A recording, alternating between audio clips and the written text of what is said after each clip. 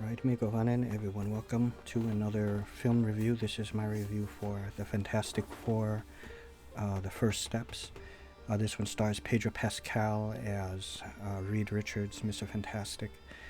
Uh, Ju- Julia Garner, who is the Shalabal um, uh, Silver Surfer, so she's not replacing, they didn't change the sex of the Northern Red one. This is a separate Silver Surfer, so there's another one, female one.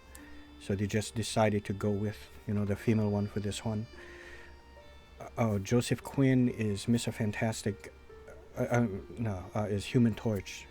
Joseph Quinn is Human Torch. Johnny Storm, but I do not know who plays the Thing. Ben Grimm, and I'm not sure who the woman is who played Invisible Woman, Sue Storm. Okay, so this film, very basic. Okay, I don't want to say basic, but it's very kind of like a uh, simple and consistent pace. To this film, it's basically it. The Fantastic Four have been the Fantastic Four for, I want to say it was like 3 or 4 years, something like that. It opens up with this sort of like a recap of some of the adventures that they had previously, and it kind of plays out like a splash page in a comic book. That first page when you open it up, and it tells like a quick, a quick story or a quick retelling that can easily and very quickly be told, from that, first page. So I really like how they did that. It's kind of like in comic book fashion, where he had adventures against, the orangutan, mole man, people like that. I think the wizard was one of them. I can't recall everything, uh, but so I really like that. So it's already established, that they are the Fantastic Four. You don't have to go through the whole origin story, which I really like that. It helps with the pacing of the film, and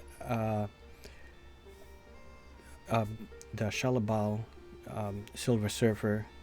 The whole thing, what is about is that she comes down to Earth. I should actually start off by saying that this takes place in a different multiverse. I'm going to, get to that in a moment, about that. But she, comes down to, down to Earth to warn everybody that their planet is about to be devoured by Galactus.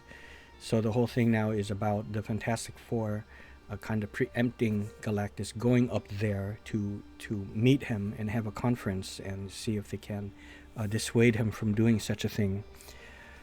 And I will just say that things do not work out, and all the while, Sue is pregnant. You discover this pretty much, after the initial opening of the film, and she gives birth to the baby, which is Tattletale, or Franklin, but he becomes Tattletale, and she gives birth to him while on the spaceship, on the Fantastic Four, spaceship on the way back to Earth, and obviously it's a failure. So now they have to discover some other means of, saving the planet, and I'm going to end it right there. The whole pacing of the film, I think it's very evenly paced. There isn't really a slow part, I have to say, so that's a really good thing about that. Because they're not always rebooting everything, there's that build up at the end, just like when it first started with Iron Man, the first Iron Man in 2008, and everything going forward, when they would have those end credits and post, you know, mid credits and post, end credits of the film, there would be a scene where it leads up to the next film, tie-in, and that gives you something to look forward to. So again, they're able to do that and build things up. You saw it in Thunderbolts, and now like with in this one.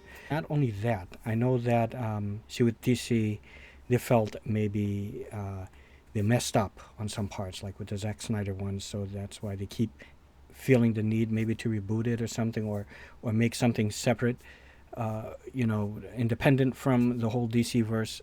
in here, the difference is, okay, you know, when you start off with the Iron Man stuff all the way up to Endgame, that's probably that is the peak and the height of Marvel, you know, the MCU, right?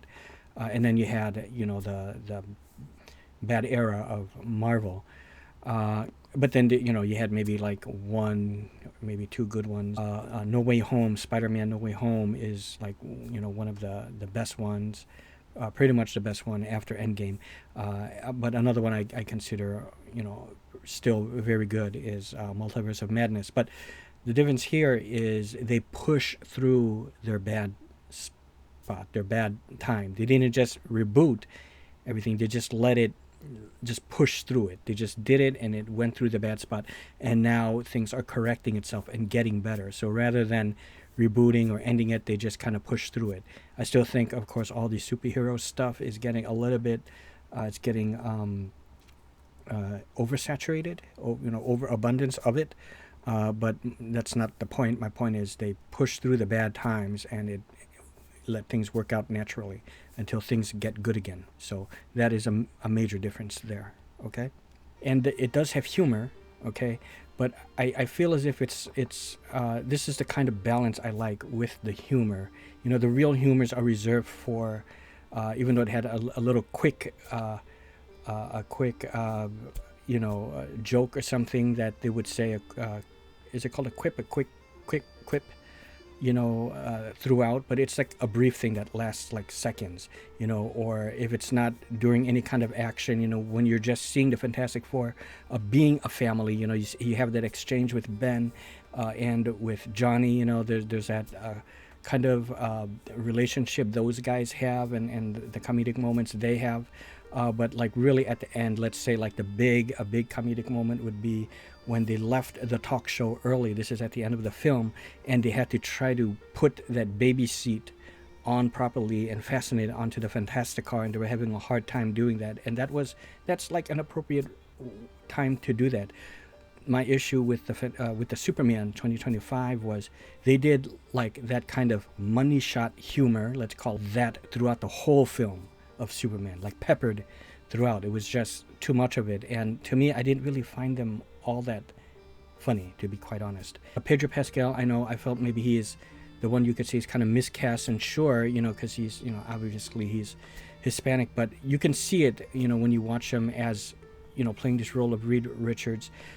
He really embodies that spirit still of Reed Richards, and he really gave it his all to play that part, being like a smart scientist and coming up with equations and all the scientific you know, jargon and all of that. So I really like that. So it's just maybe, sure, he's got the Hispanic look, but he still embodied that, you know, Reed Richards feel. I thought everyone else, you know, who played Sue Storm, she was fantastic, and you know, Ben and Johnny, they did a great job as well. I would give Fantastic Four: The First Steps 8.25 out of 10. And you know, just like with Superman, which I also really liked as well, I really enjoyed both films. And don't let the scores fool you. And I meant to say that for you know, with Superman, because people, I guess, consider like 7's not so good, but you know, don't let that 7.75 score fool you. It's a very good score. Even if something just got a 7, that's already still good, and this is like a 7.75. In fact, I elevated my review from you know, my score from 7 to 7.75. Okay, so hope you guys enjoyed, and see you.